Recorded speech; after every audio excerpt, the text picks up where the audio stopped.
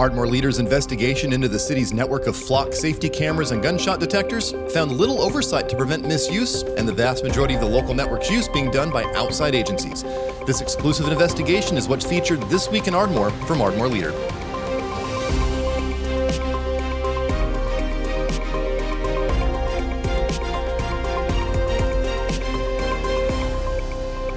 I'm News Director Michael Dean Smith. Thanks for downloading episode 69 of This Week in Ardmore, a weekly podcast from Ardmore Leader dedicated to independent coverage of local news. This week's episode is sponsored by Ardmore Emporium Antiques Mall. More on them in just a moment. For right now, let's catch up on what I've been following around Ardmore, Oklahoma for the week of July 3rd. Last month, Ardmore Leader submitted an open records request to Ardmore City Hall to better understand the flock safety network of cameras that feed into a system that can automatically read and index license plate numbers and vehicle identifiers into a privately owned, nationwide database accessible to thousands of partnering agencies. This special episode of This Week in Ardmore will look at my open records request to learn more about how the network is used, how much it costs, who's accessing this local data, and how local administrators keep that data from being misused. I also had a follow-up interview with the local administrator of the Flock Safety Network to learn about some of the crimes that have been solved thanks to this technology, especially crimes committed by visitors to the city. I also spoke with one resident who's critical of the network, especially considering that a majority of this technology is located away from commercial corridors and is instead sitting in East Ardmore neighborhoods. The Ardmore Leader weekly newsletter is also out today.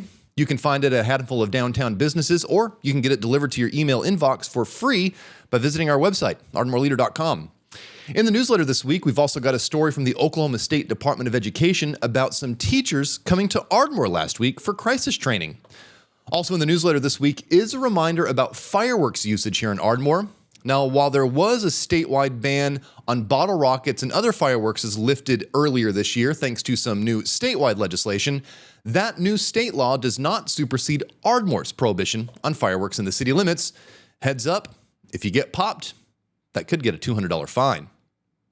Ardmore Leader co-owner Kim Benedict also has a column in the newsletter this week, reminding us about the freedoms that we can enjoy as Americans as we get ready to mark 250 years of independence from the British Empire. And don't forget, if you ever want your thoughts, ideas, stories, or photos in Ardmore's newest and fastest growing media channels, we've got opportunities for that as well. Over on our website, ardmoreleader.com. You can read this week's opinion column along with previous editorials and letters to the editor over on our opinion section of our website, ardmoreleader.com. Ardmore financial advisor Cody Steele will be wrapping up our in-depth look at news with his Edward Jones market snapshot commentary from Thursday. With trading markets closed on this Friday before Independence Day, Cody will still give us a wrap on how June employment data affected the markets this week. He'll also give us an overview of how markets fared during the first half of 2026. And of course, stick around until the end because every episode of This Week in Ardmore wraps up with the schedule. As always, I have details about upcoming public meetings. I've also got some information about some things happening this 4th of July weekend. But with that, that's the headlines, brought to you by Ardmore Emporium's Antiques Mall. Right now, let's catch up on the big Ardmore Leader investigation that wrapped up This Week in Ardmore for the week of July 3rd. Now, beginning back in 2024, the city of Ardmore agreed to participate in this nationwide, privately owned surveillance network that's used by thousands of law enforcement agencies across the country. 2 years later, the city has spent almost $265,000 for a network that local police say is a tool for solving crimes, but critics say that they find the network invasive and prone to abuse. Back in early June, I filed an open records request to review the Ardmore Police Department's use of this flock security system, which includes high-tech cameras and gunshot audio detection. All of this tied into a network to alert officers of suspect vehicles and possible gunfire.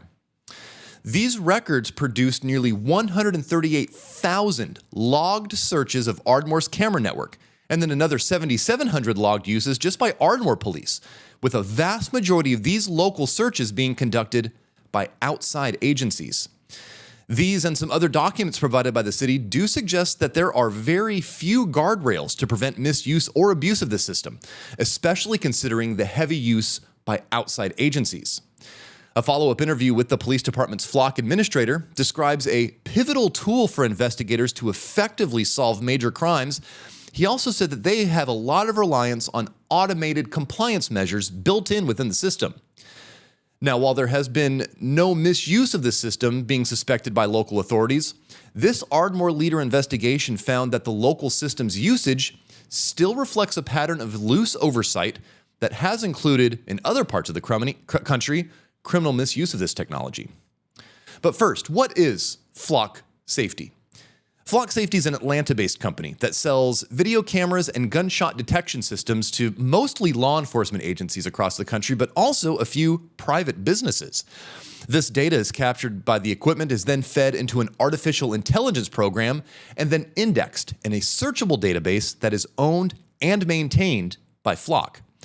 The technology is often cited for its automatic license plate recognition abilities, and it's even marketed as an ALPR primarily for law enforcement agencies. But Flock also offers these gunshot audio detections that uses an array of microphones placed in neighborhoods to automatically detect the sound of gunfire. The technology not only allows officers to hear the moments both before and after a suspected shooting, but the technology also can help triangulate a location. Now, the Ardmore City Commission first approved this Flock safety equipment here locally back in March of 2024.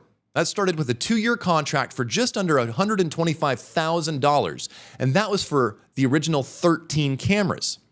Just a few months later, in June of 2024, a supplemental 2-year contract was approved for an additional 10 cameras plus 2 pieces of gunshot detection equipment. That second contract was for $140,000. In a letter from Ardmore Police Chief David Hauser to city commissioners in 2025, we found out that there was a $35,000 grant that had been secured to help to offset some of the costs for this technology. And then back in June, the commission approved a 2-year contract renewal for those original 13 cameras. Last year, the company Flock announced over 6,000 communities and some 5,000 law enforcement agencies were taking part in this nationwide system. Investigators with participating agencies can use the data to search for license plate numbers or even things like vehicle identifiers, things like body damage or bumper stickers across this vast nationwide network. To learn more about how Ardmore data is used, I requested 5 types of documents for my open records request. First, I asked for an inventory of Flock security devices that are being leased by the police department. Second, I asked for training and guidance materials that are provided to users of this system. Third, I asked for disciplinary actions that have been related to any sort of local misuse of the system. Fourth, I asked for audit logs that are automatically generated by this local Flock OS system. And then fifth, I asked for any data sharing authorizations that the city has with outside agencies. Now, no documents were provided showing any sort of disciplinary actions taken locally, with the department's Flock administrator telling me that none exist and that no misuse has been suspected among local users. There was a 3-page policy provided by City Hall that outlines Flock's responsibility regarding data retention and deletion after 30 days. That policy also gives local responsibility for administration, things that include training and granting user access to the system, but no training materials were available for inspection as part of my records request. User actions within the system are logged for auditing purposes according to this policy, but my records request did not produce any records of regular internal audits. Now, Ardmore Police Sergeant Matthew Dunn has been around law enforcement for a good bit of his life. He remembers sitting in the passenger seat of a Dallas police car some 30 years ago, while an officer would drive around and read off the last 3 digits from vehicles they saw in traffic. Dunn is now the administrator of Ardmore's Flock network, but 30 years ago he would sit in the passenger seat and quickly scan a note with suspect license plate numbers to see if there was a possible match. That's how we used to have to do it. The odds of an officer remembering a car, even if you put it out, it's good for about a day or 2 days. And then in that time, they've taken 25 calls and they don't remember that. So Flock relieves us from that. We don't have to worry about that. Once I enter it, it's going to tell me, hey, this car is back and this is the reason. Now, soon after Flock was installed locally 2 years ago, Dunn said that burglars had attempted to break into a local dispensary, but they failed. At the time, police had very limited evidence about the suspect vehicle from local security cameras. That limited information was still fed into the Flock system, And then investigators were immediately able to find a license plate number. They even learned when the vehicle first came into town. Just a few days later, they were automatically notified the moment that vehicle returned to Ardmore. The following week, 3 o'clock in the morning, South Commerce, the truck gets off the interstate, turns on Commerce, and hits our flock. It alerts officers. They instantly get it. Says the truck's back in the city on Commerce. They head to that area, and lo and behold, that truck was in the process of breaking into another dispensary on South Commerce. Investigators would later connect those suspects to multiple other burglaries in Oklahoma and Texas. Dunn said that this technology has helped produce leads for investigators in plenty of other cases, especially of cases of interstate crimes, like when a Texas group was robbing an Ardmore postal worker at gunpoint, or when a drug deal at Thompson Square went bad for the two suspects who were from out of town. Locally, when an Ardmore child was struck while riding a bicycle, Dunn said that that suspect was partially identified thanks to blurry doorbell footage, but was further identified thanks to this flock data. The way we did it before flock, okay, if somebody stole your car, is we would take your license plate and we would enter it into NCIC, National Crime Database. And you would have to wait until an officer thought something was off about that car and ran the tag for them to know that car was stolen. What's the odds on that? Now, while police used this tool to solve crimes that may have otherwise gone unsolved, some still wonder if the use of cameras and microphones in these public places crosses a line into unnecessary surveillance. Blake Gordon sees the network as intentionally intrusive, especially for the residents of East Ardmore. I do like violent crime being solved, sure. It doesn't seem like that's the main goal of these, though. It seems closer to me as more of a mass surveillance build-out. Now, Ardmore Leader's record request confirmed the location of 23 cameras and 47 gunshot audio detectors.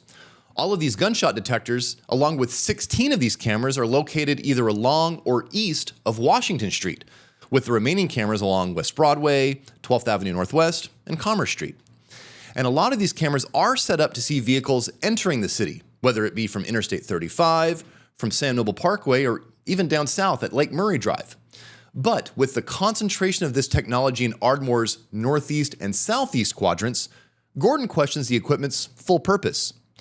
Gordon ran for the Ardmore City Commission back in 2021 and has since been posting videos to his own social media accounts questioning the need for this type of surveillance. It stinks when crimes do go unsolved. I do understand that, but I'm not really on board with the way that how broad it is that they're able to. It just seems like they're most of these pollings aren't for violent crimes. Now, Ardmore police officers using the Flock OS security system have to log in with their own credentials, and then details of any of their activity within the system get logged for auditing purposes. Dunn said that officers are trained to associate their searches with case numbers or at least incident details so supervisors can audit the system for any potential misuse. If for some reason they don't, which they're supposed to, but it's not a perfect science, then I can figure out, I can work the information back to what, and if it comes to that, then it's specifically going to the officer saying, what was this search? Ardmore Leader received documents with tens of thousands of individual searches conducted both by Ardmore Police as well as outside agencies. This data was analyzed with Google Gemini artificial intelligence, but then later verified by Ardmore Leader. And this review of local access to the Flock network found that a vast majority of searches by Ardmore Police and dispatchers did not have a specific case number. And many of those searches also omitted a clear reason for the search. Dunn told me that he does occasionally audit the system's usage, but he wasn't able to provide any documentation that was produced by those reviews. But when you're starting to look at tags and you're starting to look at global, which cameras they looked at, that's a little more tedious. And so if I don't stay on it pretty much weekly, then it gets out of hand. Now, this system recorded 26 local users between June of 25 and May of 2026, carrying out 7,715 total searches for specific license plates or general vehicle descriptions. Now, over 93% of these searches looked only at data from Ardmore's network. Other searches looked at upwards of 300 networks. Only 4 of these local searches included more than 6,000 other networks across the country. And over 200, though, of these local searches were missing both a case number and a clear reason for the search, with the reason column in some of them including just generic placeholders like search or even just keyboard gibberish. Now, not all of these 7,700 searches equate to individual investigations, considering that one officer may refine multiple searches to kind of narrow down results. Over 1,100 searches were connected to 235 specific case numbers. That represents about 14% of the department's total flock searches, including a case number. But nearly 3,800 of these searches, almost half of them, did not identify a specific case number, but they could still account for roughly 125 unique investigations. That was based on search parameters, search timeframes, and users all over the past 12 months. But at least 2,800 searches did not follow any sort of pattern and could not really be clustered into any sort of identifiable investigation. These one-off searches accounting for the remaining 36% of local flock searches.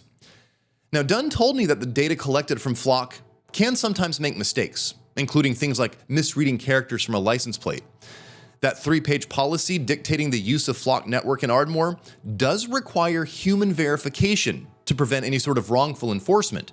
And Dunn told me that that information still has to be searched through established law enforcement databases, things like the FBI's National Crime Information Center, the NCIC. Local police have access to local cameras. They also have access to this larger network of data that's collected through this nationwide surveillance system. But this records request found that local police rarely use this larger network. Most searches of the flock network by Ardmore police over the last 12 months were limited just to the local network.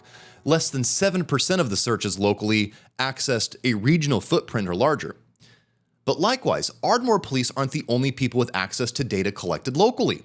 As part of this nationwide network of flock safety technology, other participating agencies across the country may also have access to Ardmore's network of cameras. A network authorization file that was received as part of my open records request showed 210 outside agencies and organizations being granted access to Ardmore's network since it was first implemented back in 2024. That list of shared networks found most agencies clustered in Oklahoma or just south of us in Texas, but that same document showed some agencies as far away as Mississippi, Missouri, and Arizona. And the biggest users of the Ardmore camera network aren't Ardmore investigators. Instead, it's agencies across Oklahoma and Texas. Network access logs showing over 138,000 searches looking at Ardmore camera data between June of 25 and May 26. 96% of those searches were conducted by outside agencies. Police departments in Oklahoma City, Tulsa, and Fort Worth, Texas in particular, those 3 departments accounted for over half of all of the searches of Ardmore's flock camera network in the last 12 months. In total, 83 agencies in Oklahoma, Texas, and Kansas have accessed Ardmore's data over the past year. And Dunn said that access to this local camera network is not maintained by local authorities and is instead subject to oversight by those individual agencies. Every agency is responsible for their own searches. So when Fort Worth searches my cameras, I'm not responsible for that data because I don't know why they're searching. Now, the outside access to data from Ardmore is a feature of the system that's sold to agencies. But critics of this technology fear that that creates more potential for abuse. According to news reports from Milwaukee, Wisconsin, an 8-year veteran of their police department pleaded guilty last month to a misdemeanor for misusing the technology to search the license plate of a person he was dating and her ex-boyfriend. Similar news of police officers being charged, convicted, or disciplined for misusing flock technology have also been reported in several states, including to the north of us in Kansas. Civil rights groups like the Electronic Frontier Foundation and the Institute for Justice have challenged the network's expansion, with the Institute for Justice in particular representing citizens in multiple lawsuits against cities that use flock technology. Back in March, the Oklahoma ACLU held a town hall in Oklahoma City to educate people about that city's contract with the company. That same month, an Oklahoma City resident submitted an open records request about the police department's flock usage and policies and found little oversight to prevent misuse. That resident telling the Oklahoma Free Press in March that the lack of clear oversight policies or audit logging meant that there's no way for the public or even officials to know how the Oklahoma City flock system's being used.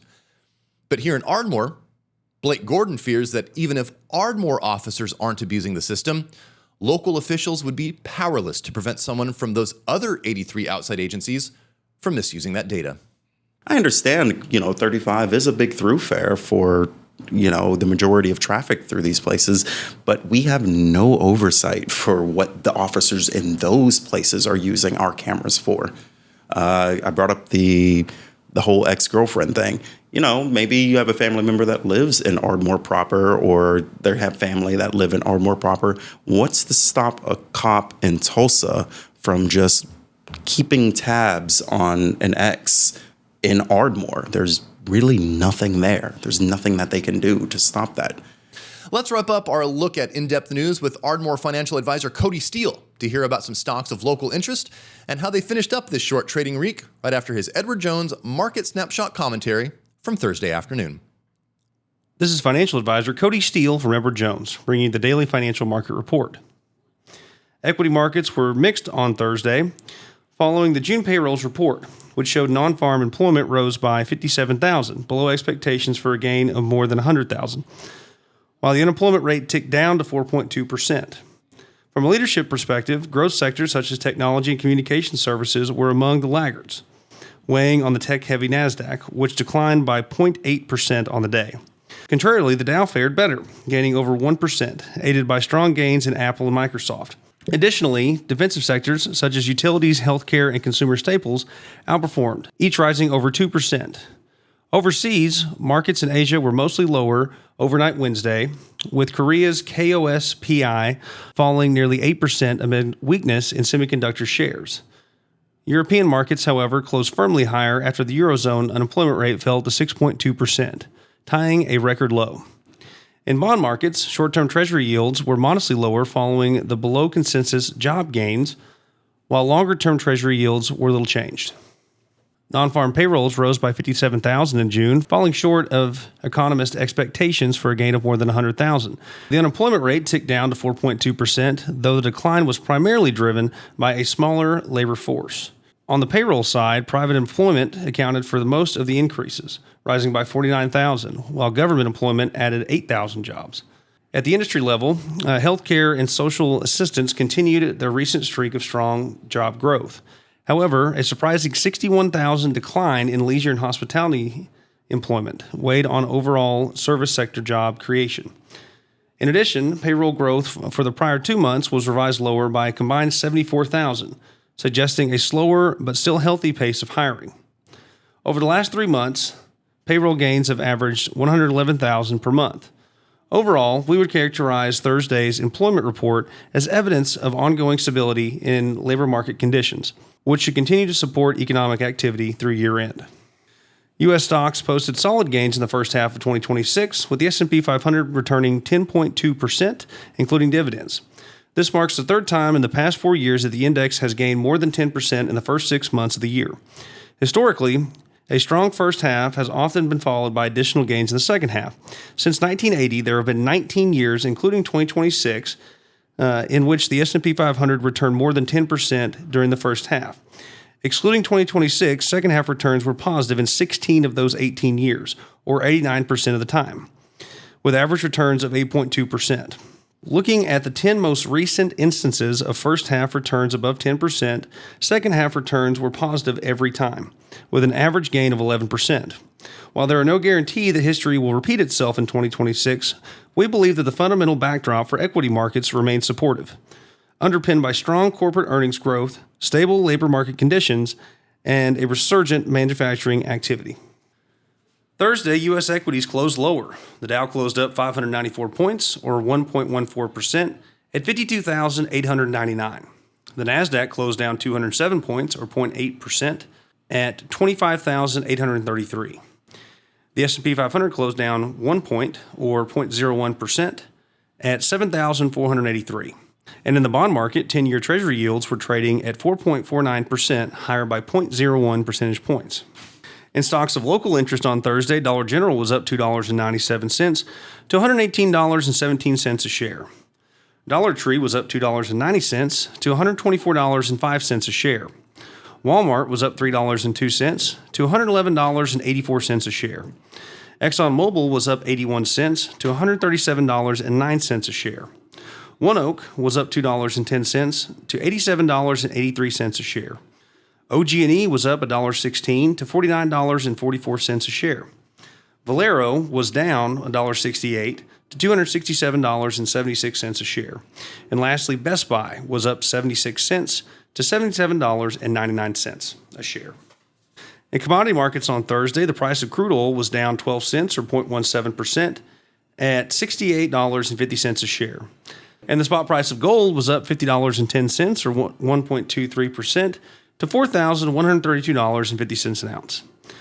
This has been Thursday's Financial Market Report, brought to you by Edward Jones and financial advisor Cody Steele, member SIPC, serving individual investors with personalized attention and financial advice at 333 West Main Street, Suite 275 in Ardmore, Oklahoma. If you would like additional information, please contact me at 580-223-3870. Daily commentary is also located on our website at edwardjones.com. Hey, does your group or organization have a public event coming up? Every episode of This Week in Ardmore wraps up with the schedule to give listeners an idea of a few things happening around town. Email your event details to connect@ardmoreleader.com or call or text me, 580-319-9688, and tell me all about it. Hey, this week's podcast is sponsored by Ardmore Emporium Antiques Mall right here in downtown Ardmore. Whether you find yourself looking for a birthday gift, an anniversary present, or something you won't find at any big box store, head to 105 East Main Street and browse what over 70 vendors have to offer at Ardmore Emporium Antiques Mall. Hey, they're also going to be open this Saturday, July 4th. Vintage decor, furniture, jewelry, tools, collectibles, and a whole lot more. 105 East Main Street. Find them on Facebook or online at ardmoreemporiumantiques.com. Big thanks again to Ardmore Emporium Antiques Mall for helping Ardmore Leader advance local news. All right, here's the rundown of how to find Ardmore Leader in between these podcasts. We distribute newsletters across town, especially here downtown, so I can just deliver them on foot. But you can also get a digital copy of that newsletter emailed to you every Friday. Check out the website, ardmoreleader.com, scroll towards the bottom of the homepage, and get signed up for free. Find us on social media. Search ardmoreleader.com on whichever platform you use and see if we're there. You can do the same with whichever music and podcast app you use to subscribe to this podcast and get notified of new episodes every week. Hey, do you want to post your thoughts, ideas, or even some of your artwork for Ardmore to see? Visit ardmoreleader.com, head to the opinion section, and you can submit a letter to the editor there. If you want to email me a poem, a cartoon, a piece of art, you can even record a voice note on your smartphone and then email that to soundoff@ardmoreleader.com. Make sure you include your full name in that email so you can stand behind your submission. And hey, if your group or organization has a public event coming up, let us know, and I'll see about getting it on the schedule. All right, in public meetings next week, the Carter County Commission will hold their regular meeting on Monday morning, In public meetings next week, the Carter County Commission will hold their regular meeting on Monday morning, July 6th at 9 a.m. at the County Administration Building on the corner of A Street and Broadway here in downtown Ardmore. The agenda for that meeting is currently available on the county's website, cartercountyok.us. The Ardmore City Commission will hold their first meeting of the month coming up on Monday, July 6th at 6 p.m. on the third floor of Ardmore City Hall. The agenda for that meeting can be found on the city's website, ardmorecity.org. Don't forget, Food Truck Friday happening every Friday this summer in Depot Park. Catch up with neighbors, visit some downtown merchants, and then enjoy a lunch from food trucks and other vendors in the park. Food Truck Friday, hosted by the Ardmore Main Street Authority, happening every Friday from 11 a.m. until 7 p.m. in Depot Park. A free Taekwondo demonstration is happening at Central Park coming up on Saturday, Independence Day. You can start your July 4th off with a Taekwondo demonstration and watch students perform their patterns, show off some of their kicks. You might even be able to learn some basic self-defense and even take a shot at breaking a board. The Jungtung Taekwondo Association will be holding their free annual demonstration coming up on Saturday, July 4th at 11 a.m. at the Central Park stage. All ages and physical abilities are welcome to attend. And families will get a chance to touch a truck at Cardinal Park later this month. Coming up on Wednesday, July 15th, Take the kids to Cardinal Park, where HFE Wilson Community Center will be inviting unique cars and trucks for some hands-on activities. And hey, if you have a cool vehicle you'd like to showcase, reach out to HFE Wilson Community Center and ask for TWiA. The Touch a Truck event at Cardinal Park is happening coming up on Wednesday, July 15th from 10 a.m. until 2 p.m. I'm Ardmore Leader News Director Michael Dean Smith. Thanks for listening to episode 69 of This Week in Ardmore. Follow us online, ardmoreleader.com, or on social media. And until next Friday, I hope you have a positive week ahead.